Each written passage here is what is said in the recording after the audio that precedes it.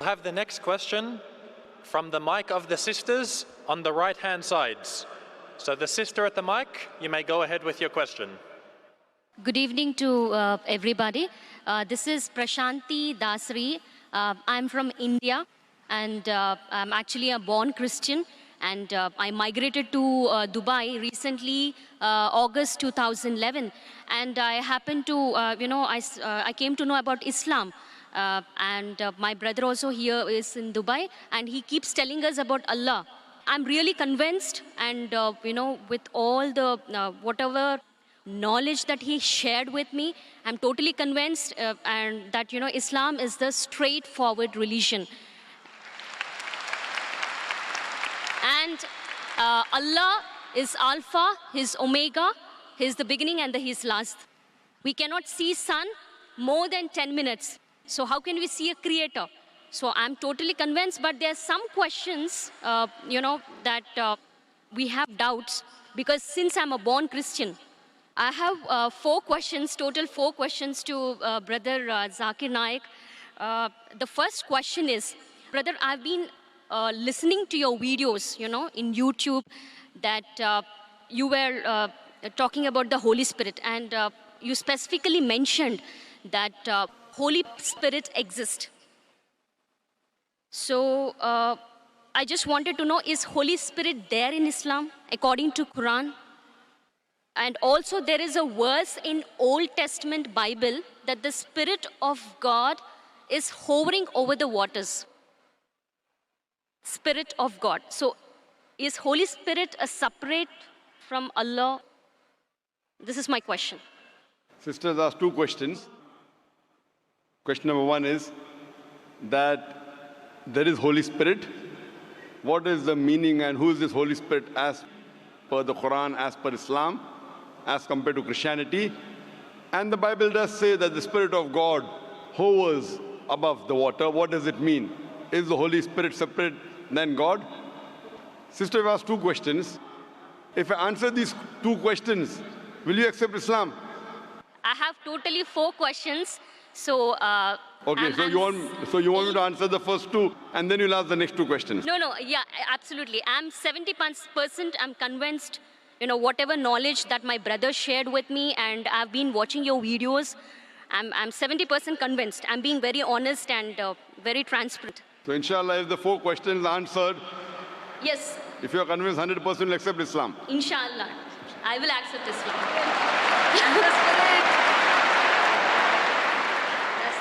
The sister asked 2 questions, and afterwards she'll ask the other 2 questions. That the Bible does mention about Holy Spirit. What is the reference of Holy Spirit in the Quran? What the definition of Holy Spirit, it is not the same as mentioned in Islam, because when the Christians, when they talk about the Holy Spirit, they assume it is part of the Trinity, the triune God, though the word Trinity doesn't exist in the Bible, nowhere. The Father, the Son, and the Holy Spirit. When they say Father, they think about Almighty God, like a Santa Claus sitting in the heavens with the earth at the footstool. When they talk about the Son, they think about Jesus Christ, peace be upon him, like Jeffrey Hunter in the movie King of Kings, with blue eyes and good nose, not a polyp nose like a Jew. When they talk about the Holy Spirit, they think about dove that came at Pentecost, or when Jesus Christ was being baptized. What is the Spirit that's mentioned in the Quran? What I believe is Quran talks about Archangel Gabriel. He was one of the angels sent by Allah subhanahu wa ta'ala, and one of his roles was to get the revelation to Muhammad sallallahu alaihi wasallam. And many other roles he has got. So we believe in the Archangel. So like that, if you say that there is a Spirit, we have no problem. But he's not part of the triune God. And both are separate. The angel, the Archangel Gabriel is separate than Allah subhanahu wa ta'ala. And the Spirit even mentioned in the Bible is separate than Allah subhanahu wa ta'ala. They aren't joined. This is the teaching of the church. Because the word Trinity doesn't exist anywhere in the Bible.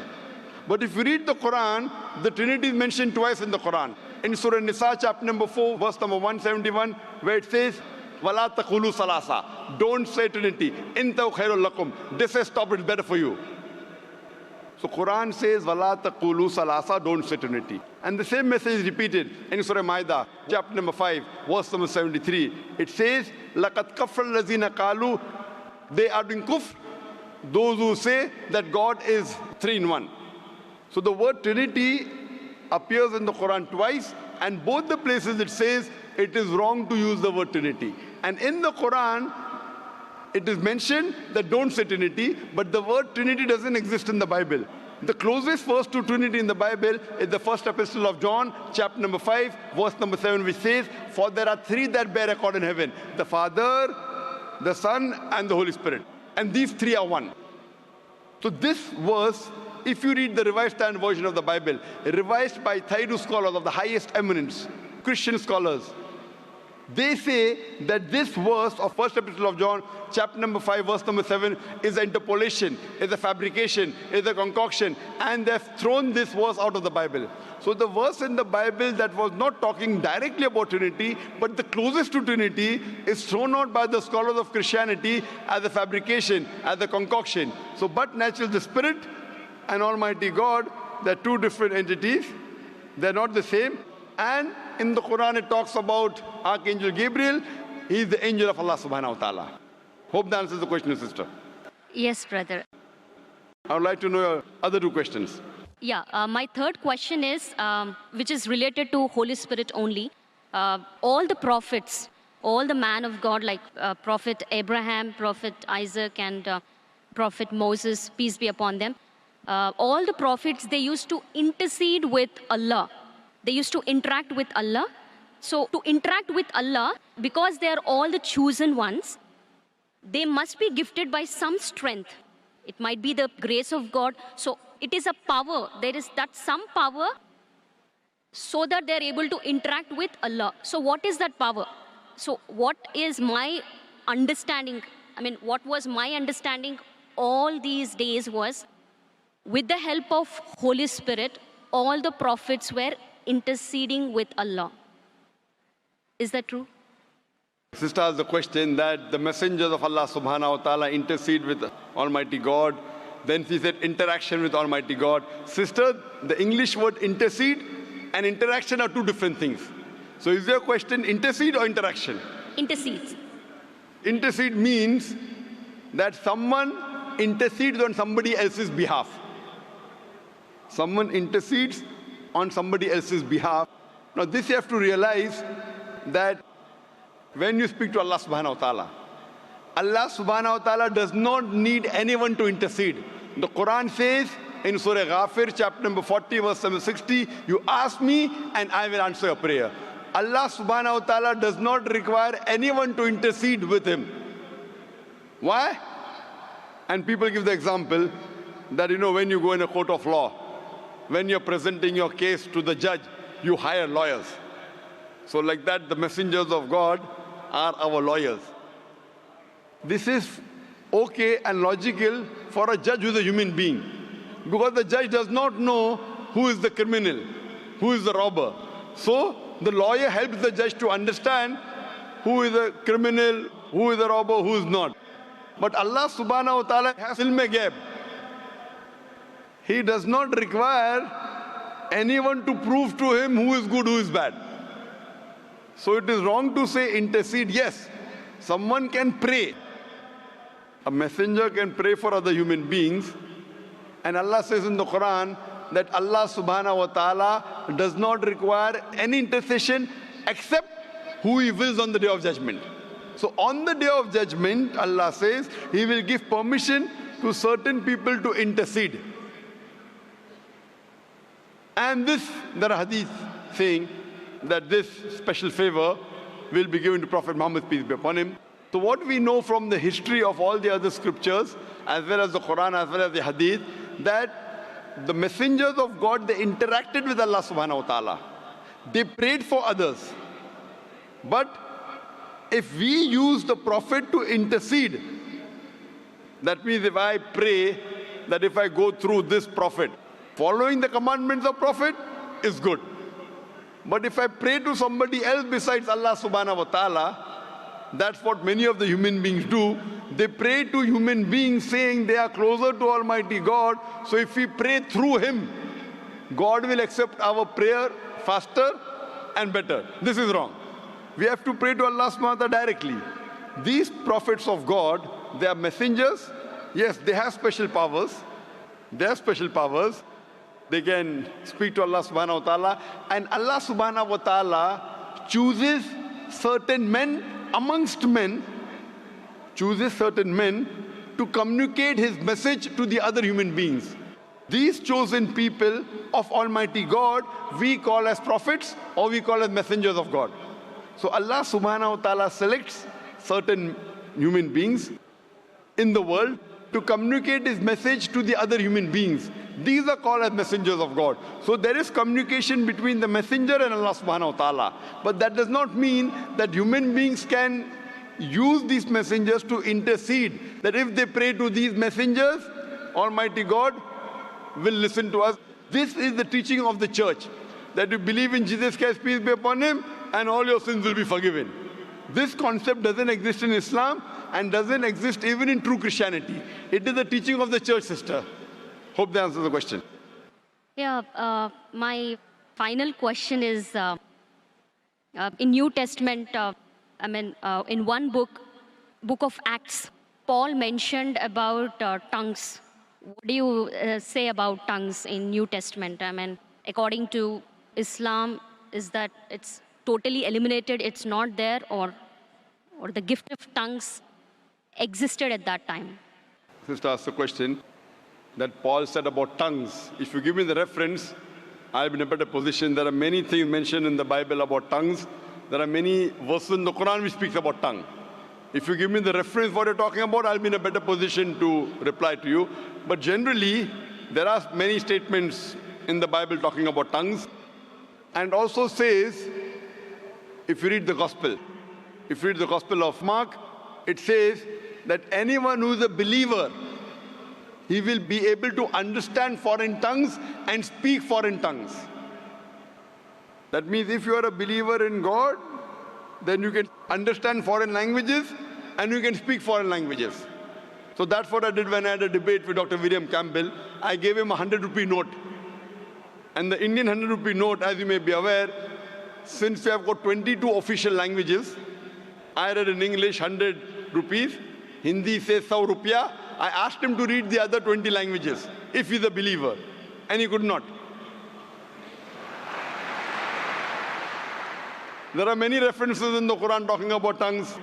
If you read the Quran says in Surah Rum, chapter number 30, verse number 22, that Allah subhanahu wa ta'ala has created the human beings in different colors and tongues so that you should recognize each other, so that the men of understanding will understand.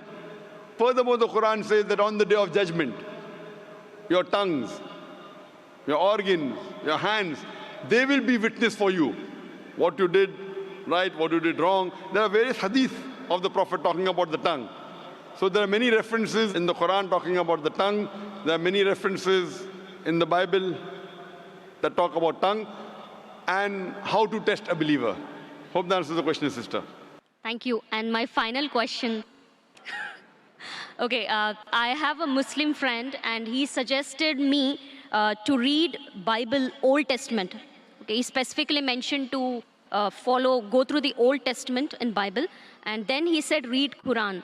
But as you mentioned specifically, that Quran is the final revelation given by Allah.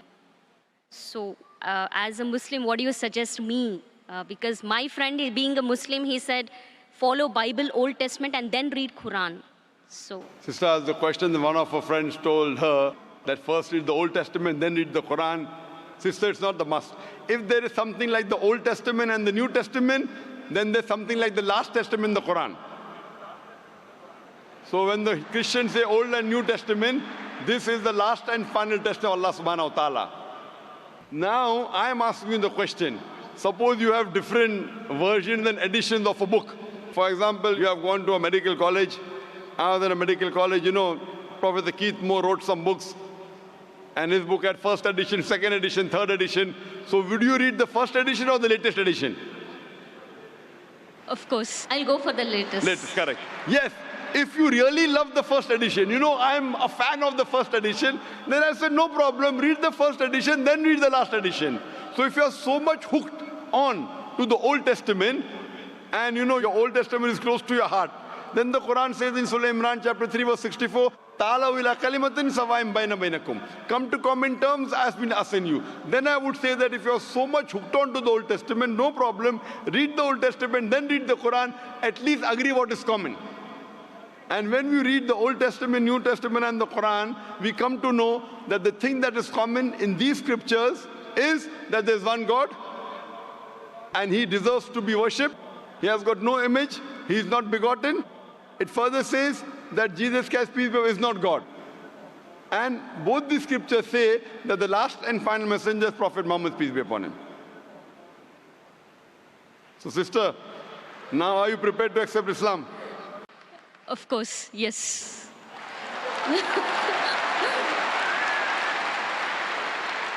Sister, do you believe that there's one God? Yes, I believe there is only one God. Do you believe that Jesus is not God but is a messenger of God? Yes, I believe Jesus is a messenger. Do you believe Prophet Muhammad is the last and final messenger? Yes, I believe Prophet Muhammad is the last and the final messenger. Sister, is there anyone forcing you to accept Islam? Sorry?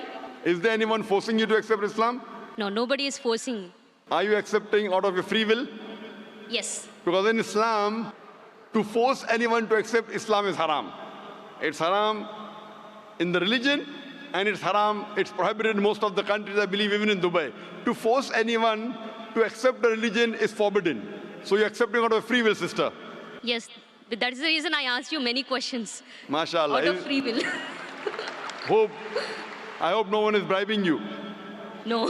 You know, because in India, when after many people accept Islam, the CID, the police go there and ask, how much dollars Dr. Zakir Naik give you? I tell them I have given them currency of the Akhirah. Currency of the Akhirah, and that's accepted. So inshallah, sister, I will say in Arabic and you can repeat it. Okay. Ashhadu Ashhadu Allah Allah ilaha ilaha illallah illallah wa ashhadu wa ashhadu anna anna Muhammadan Muhammadan abduhu abduhu wa rasuluhu. wa rasuluhu. I bear witness I bear witness that that there is no God there is no God but Allah, but Allah, and I bear witness and I bear witness that that Prophet Muhammad Prophet Muhammad is the messenger is the messenger and servant of Allah. and servant of Allah. MashaAllah, sister, you're a Muslim. And may Allah subhanahu wa ta'ala accept your effort. And I pray to Allah subhanahu wa ta'ala that to guide you further and inshallah give you the best in this world as well as the akhirah and grant you a place in paradise, inshallah, sister. Thank you.